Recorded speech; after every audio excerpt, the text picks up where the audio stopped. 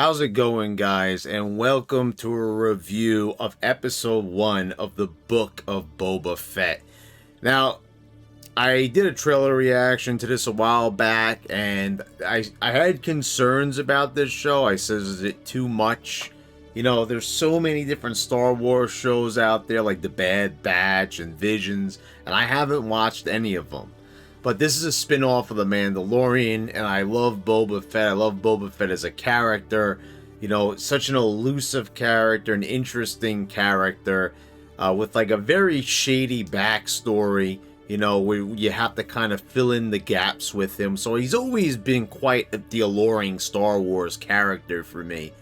And the guy is like a big merchandise seller. I mean, he was just a minor character in the Star Wars trilogy. I mean, when you really think about it, you add up his screen time. Now, keep in mind, he wasn't in the original version, not in the 1977 version of Star Wars A New Hope.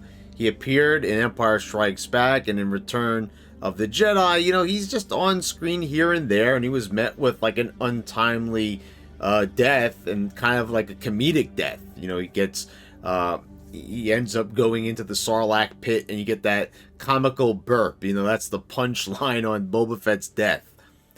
And then we had, you know, Attack of the Clones, and George Lucas made sure he had some more of that Mandalorian goodness in there in the form of Jango Fett, Boba's father. And we even get to see Boba Fett, you know, when he's a kid outside of the armor. So to have a show like this in 2021, soon to be 2022, it's like a dream come true.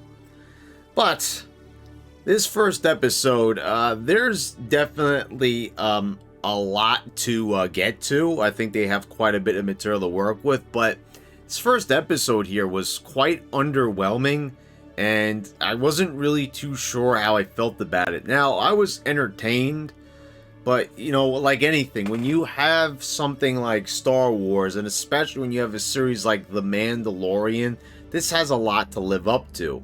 And I had a lot of fears, and some of those fears were kind of realized with this. It wasn't that great in the way that it didn't grab me the way The Mandalorian did with their first episode, or the first episode of the second season. In fact, this is my opinion on this episode. I kind of felt like it was a watered down version of season 2's first episode, with I mean, because we had a almost a very similar thing going on here on Tatooine. We had a beast, which we'll talk about. So I mean, basically, let's, you know, go through what we have here. And unlike my past couple of Mandalorian videos that I did from last year, this time I actually have some pictures to show, because, you know, Disney blocks that shit now, and I found out that you could use Firefox. I was looking for a solution to this problem, like black screen. So if anyone out there is a content creator, and you're looking to get like footage off of the streaming sites, you know, just taking pictures really, to show what you're talking about, that's the workaround that I found. So so we start off in a good way, where we have a flashback with Boba Fett. He's in a Bata tank, and we see he's like recovering from something that we really don't know what.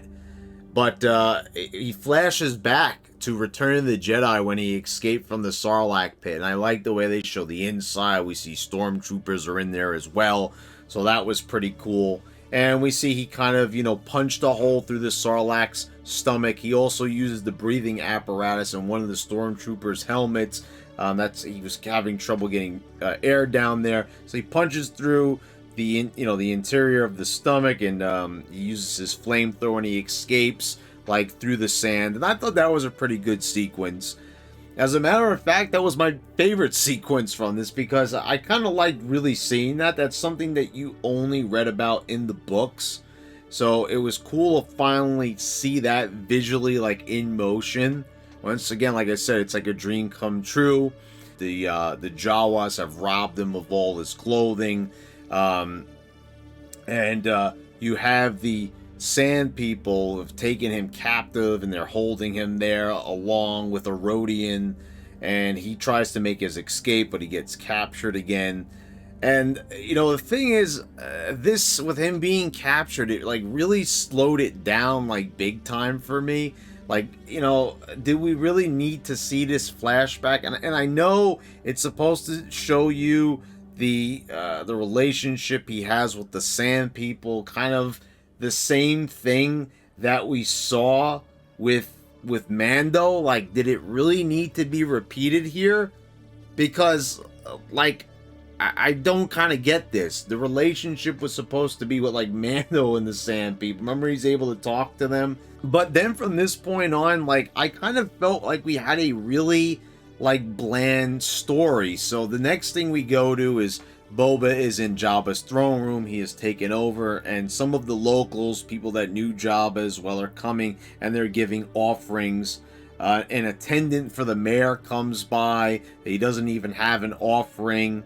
And it's kind of like a weird foreshadowing moment. You definitely know there's going to be something with the mayor and Boba. Like, you could tell by the comment that the attendant makes that the mayor's not really too happy about this new regime that's going on here. Then we have Boba and Fennec, who's by his side. And they go into a bar and they meet with the owners and they collect their dues. It's kind of like a mafia thing for, you know, quote unquote protection.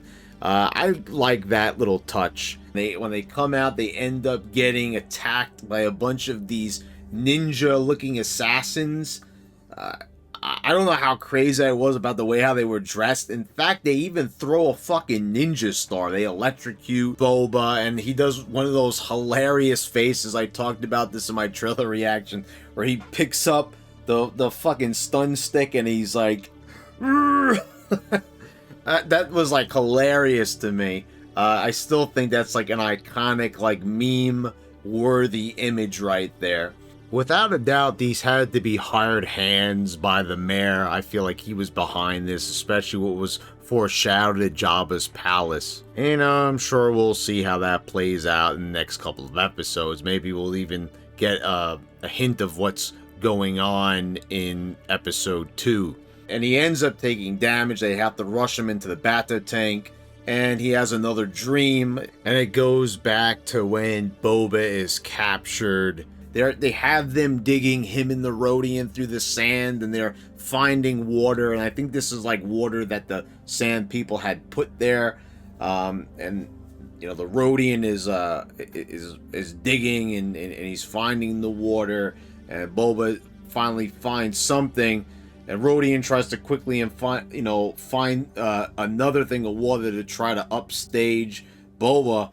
And he finds a beast hidden in the sand. This is like a pretty cool looking beast. He comes out, you know, but I can't help but think of like the Crate Dragon, and the Crate Dragon was so much better. And, you know, here we are fighting another beast on Tatooine. I mean, if I didn't see it in The Mandalorian, I'd be more excited. This is what I'm saying. It wasn't bad. It wasn't a bad episode, but I felt like we were retreading on similar ground here.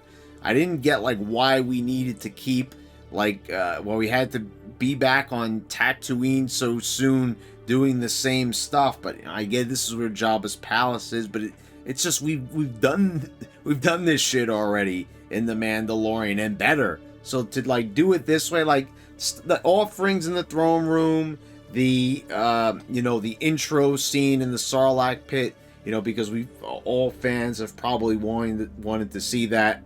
So they kill the beast, Boba does anyway, and they end up bringing the head of the beast into the Sand People's village, and they're all happy, and the elder finally gives Boba water, and this is like a sign of respect, and the episode kind of ends.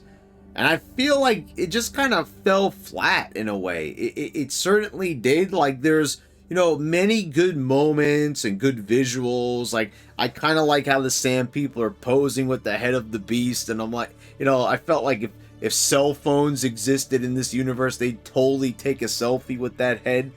But yeah, I mean, I hope we get down to business in episode 2, because this one really wasn't doing it for me. not bad or anything, but I just felt like we could have, gotten into the meat of things a bit more. Like, it could have been more eventful, is really what I want to say. I don't feel like a lot happened. It was just little sprinklings, like here. Oh, here's some offerings in the throne room to set the table. And there's, and the thing is, there's not even any cliffhanger. There's nothing exciting to keep you watching. Here's some flashbacks, and it's a lot of flashbacks, and I get it. You want to set the table, but in a way, I felt like that kind of slowed down the story a bit. When we've got the Mandalorian, and almost every single episode had something amazing happening in it that wanted to keep you watching. Now here, of course, I'm gonna watch episode 2, and I'll probably watch the whole season, but of course, unless even if we kind of get similar quality here, just to see it, being the Star Wars fan that I am. But I really hope episode 2 really takes us by storm and tells us, well, this is why you're watching this series. I just want it to feel totally different. People were saying oh, this has Godfather tendencies, because the whole thing about him being the new gangster, he's gonna be the new Jabba, but a different sort of Jabba.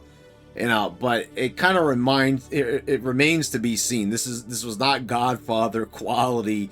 We have to have a bit more. It was very light, very, very light, and very, very flinty in a lot of ways. I just felt Jon Favreau I kind of thought he would sink his teeth a little bit deeper into the Boba Fett meat, but that remains to be seen. I know that sounds a little fucked up, but I'm just saying, really dig in there and start, showing us why this is different than The Mandalorian. See, this is the thing.